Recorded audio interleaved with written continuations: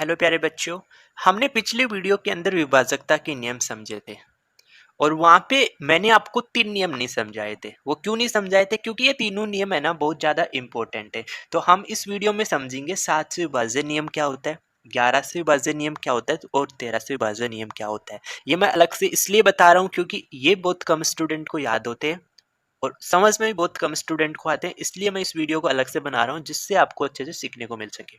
Okay, तो हम start करते हैं कि 7 से विभाज्य नियम क्या होता है। ध्यान से समझना, इंपॉर्टेंट नियम है। एक संख्या 7 से विभाज्य होगी यदि उस संख्या के इकाई अंक का दुगना, समझना, इकाई अंक का दुगना बची हुई संख्या में घटाने पर 7 से विभाज्य हो। एग्जाम्पल से समझो, अच्छे से समझ में आएगा। जैसे मैंने यहाँ पे एक नंबर लिया 343। कितना नंबर लिया? 343। रूल क्या कह रहा है कि ये जो इकाई अंक है इसका आप दुगना करो। तो हम क्या करते हैं, 3 का दुगना करते हैं। कितना आएगा? 6 आएगा। और जब 3 का दुगना किया तो बची संख्या क्या थी? 34। बची संख्या कितनी थी? 34। तो 34 में से इकाई अंक का दुगना घटा दो। तो 34 में से आप 6 घटाएंगे तो कितना आएगा? 28 आएगा। क्या तुम इस 28 को 7 से विभाजित कर सकते हो? बिल्कुल कर सकते हैं। अगर 7 का टेबल 4 बार बोलेंगे तो 28 आ जाएगा। इसका मतलब इस नंबर को हम 7 से विभाजित कर पाएंगे, यानी ये नंबर 7 से विभाजित होगा। समझ में आया? चलो एक एग्जाम्पल से आप और समझो। हमें एक नंबर दे रखा है 6804। ध्यान से समझना। मैंने क्या कहा कि इकाई अंक का दुगना करके बची हुई संख्या में से घटा दो। तो बची संख्या तो 680 है। तो 680 में से अपन क्या करेंगे? इकाई अंक का दुगना, 4 का दुगना 8 माइनस कर देता। तो बताओ 680 में से 8 माइनस करोगे तो कितना आ जाएगा? 672 आ जाएगा। लेकिन अभी भी प्रॉब्लम है क्योंकि 672 को तो फिर हमें भाग दे के देखना पड़ेगा। इससे अच्छा तो फिर हम इसी नंबर को भाग दे के देख लेते, उतने समय में तो हम चेक करके बता देते। लेकिन यही सेम काम इसके साथ एक बार और कर लो, तब तुरंत आपको पता चल जाएगा। देखो हमें क्या करना है, अब हमारे पास नंबर बना 672।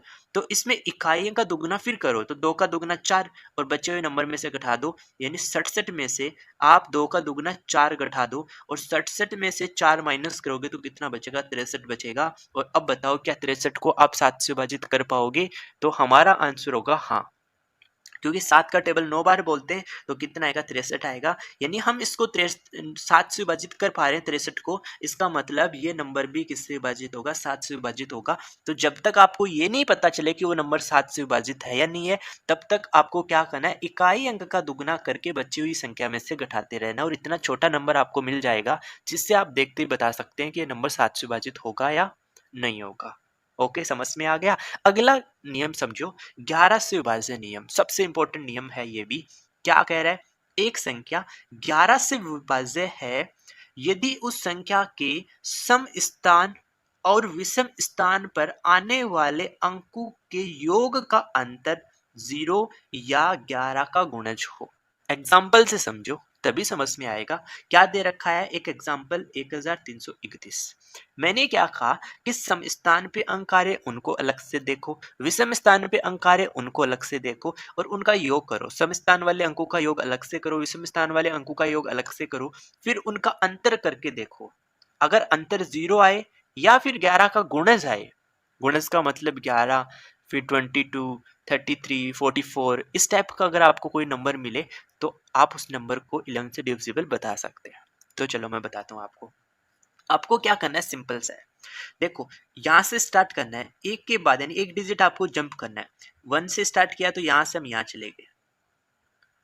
ये किस स्थान पे आएंगे? ये एक ही स्थान पे आएंगे। जैसे सम, इसको एक नंबर होता है, ये 2 आएगा, ये 3 आएगा, 4 आएगा, यानी ये ले रहे हैं अपन विषम वाले। तो विषम पे कितना आया? 3 + 1 आ गया। तो 3 + 1 कितना आ जाएगा? 4 आ जाएगा।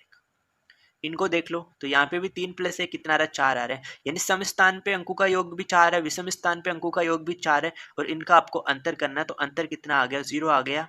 तो क्या ये रूल सेटिस्फाई कर रहा है? कर रहा है। इसका मतलब ये नंबर 11 से विभाजित होगा। ओके, समझ में आया? चलो इसको देखो, हमें क्या करना है? यहाँ से स्टार्ट किया तो एक डिजिट जंप करते रहना। यहाँ से हम यहाँ जाएंगे, फिर यहाँ से हम यहाँ जाएंगे, यानी ये तीनों डिजिट है ना, चाहे आप इनको सम कह दो चाहे विषम कह दो, कोई दिक्कत नहीं है। और बच गए हमारे पास ये 2 डिजिट। तो हम क्या करते हैं? इनका तो अलग से सम करेंगे, यानी 9 + 7 + 8। यहाँ पे क्या आ जाएगा 0 + 2 आ जाएगा। और ध्यान रखना सम स्थान पे जो अंक हैं उनका योग और विषम स्थान पे अंकों के योग में अगर जिसका योग ज्यादा आएगा उसको पहले रख लेना, जिससे आपको अंतर माइनस का नहीं मिलेगा। अब इनका अंतर कर लेंगे। देखो यहाँ जोड़ो, 8 और 7 कितना होता है 15, 15 में 9 जोड़ देंगे तो कितना आ जाएगा 24 आ जाएगा। 24 में से हमें कितना माइनस करना है 2 माइनस करना है, तो 24 में से 2 माइनस करेंगे तो कितना आएगा 22 आएगा। यानी सम स्थान पे जो अंक आ रहे थे और विषम स्थान पे जो अंक आ रहे थे उनके योग का अंतर किया तो अंतर आ गया 11 का गुणज, क्योंकि 22 11 को 2 से मल्टीप्लाई करने पे आता है, इसका मतलब ये 11 का गुणज है। और गुणज है तो इस नंबर को हम किससे विभाजित करेंगे 11 से विभाजित हो जाएगा ये नंबर। आगे आपको समझ में 11 से विभाजन नियम क्या होता है। ओके, एक लास्ट आप रूल और समझो, 13 से विभाज्य नियम। 13 से विभाज्य नियम क्या है समझना अच्छे से।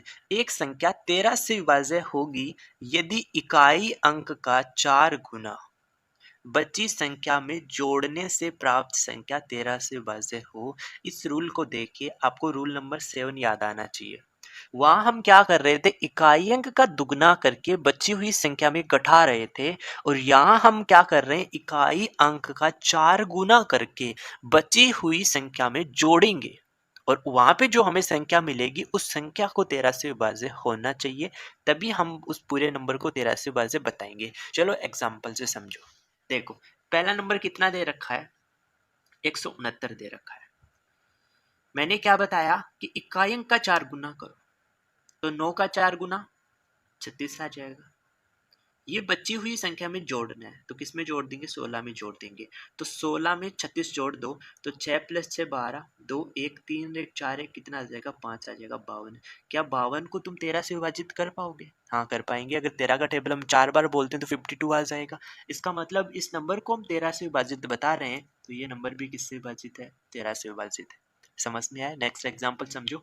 195 हमें क्या करना है, इकाई अंक का 4 गुना करना है और बची हुई संख्या में जोड़ना है। तो बची संख्या तो 19 है। 19 में इस इकाई अंक का 4 गुना जोड़ेंगे तो 5 का 4 गुना कितना आ जाएगा 20 आ जाएगा।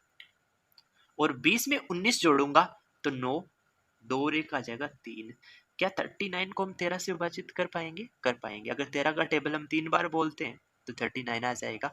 इसका मतलब इसको हम 13 से विभाजित कर पाए तो ये नंबर भी किससे विभाजित है 13 से विभाजित होगा। ओके, एक लास्ट एग्जांपल और देख लो। 2197 इकाई अंक का 4 गुना करो और बची संख्या में जोड़ दो, यानी 219 बचेगा। उसमें हम इकाई अंक का 4 गुना 7 का 4 गुना 7 चौक 28 जोड़ देते, तो 9 और 8 17 7 1 बचा, 2 और 1 3 1 4 और 2 247 आ गया। अभी नहीं पता चल रहा तो सेम एक बार और ये रूल अप्लाई कर लो।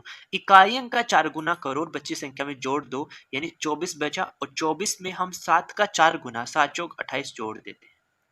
जोड़ो कितना आएगा 8 + 4 12, 2 1 2 2 4 1 5, 52 बना। और 52 13 से डिविजिबल है।